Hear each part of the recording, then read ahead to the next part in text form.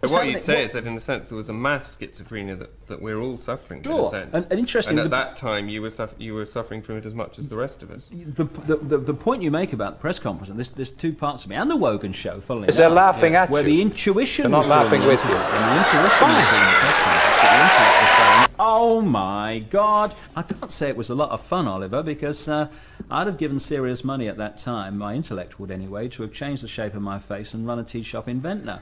But now I wouldn't change a thing. But I think it was so memorable and it was so wonderful in terms of it was such a sort of British, because people did, on the one hand, people sort of said he's gone mad, but to a certain extent, people just said he's eccentric. It's the great British eccentric. I think if you'd been in a different country, you'd probably have been locked up. But basically, it was, and everyone enjoyed all the details, and like the psychic was called Betty Shine, and all this very British thing about it. You know what I mean? Yeah.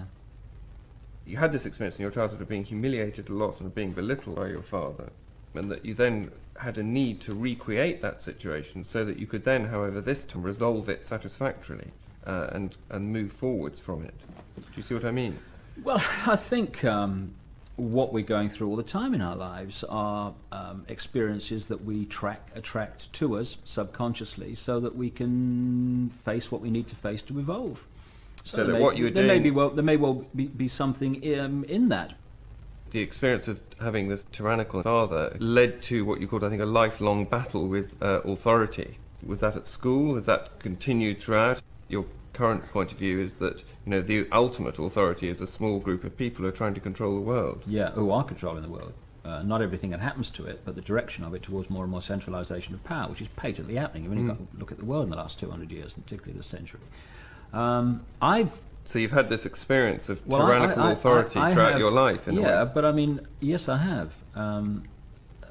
I've never reacted well, right back into childhood, when people have said, you will do this. And I've thought, sod you, mate. No, I won't. I'll decide what I do. And is there a sense in which you've turned yourself into the authority, although a very different sort of authority, in that you don't see yourself as a tyrannical person or anything like that, but that you are trying to teach us, in a sense? There is a kind of pedagogic quality. Now, what I don't want to do is convert and convince. If that's a byproduct of what I'm saying, hallelujah, brother, and all that stuff. But what I want to do is put information into the public arena that people aren't being told, and then respect everyone's right to believe or accept it or not. In the way that your father didn't. So yes. This time. Yeah. I mean, that's a fair point. We all know an enormous amount that we don't manifest consciously. But there's something that you know that we don't, which is... No, I think we all know so much that we don't think we know. But that's what you know that we don't know. Is that point, isn't it? I would put it like this. When I see a human being, I see them symbolically surrounded by an eggshell. Inside the egg is the real them, the unique them, desperate to get out. This is me. The eggshell is that veneer of programmed self that is keeping the real self in there, the self that has enormous love, wisdom, understanding, knowledge. And it's when the egg cracks, like it did for me in the early 90s, and falls to the ground, that the real self starts to manifest itself. You're not a herd. You're not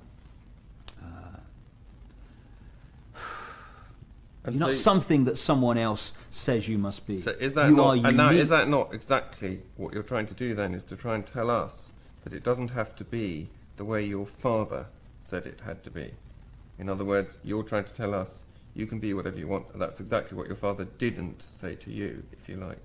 That may have some relevance in this life, yes, but what I'm actually saying... How do you mean in this life? Well, in the fact that, what I experienced earlier on in my life, that kind of maybe helped me come to that conclusion.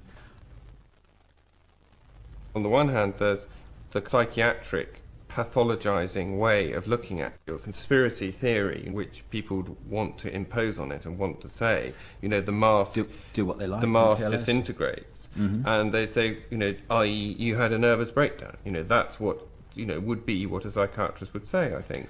Well, and that's exactly the phrase that a lot of people use, when they have them. And yet here you are sitting here perfectly rational. You know what your name is. You've come here. Yes, Ethel. Ethel. Was my name Ethel?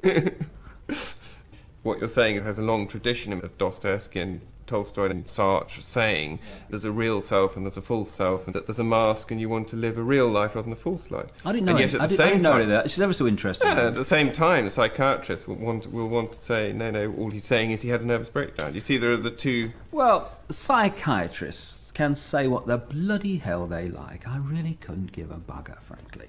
I thought about having some T-shirts done. God save us from religion. I think psychiatrists would probably be too long to get on the front, but it deserves to be there as well. They're entitled to their opinion, but it ain't mine.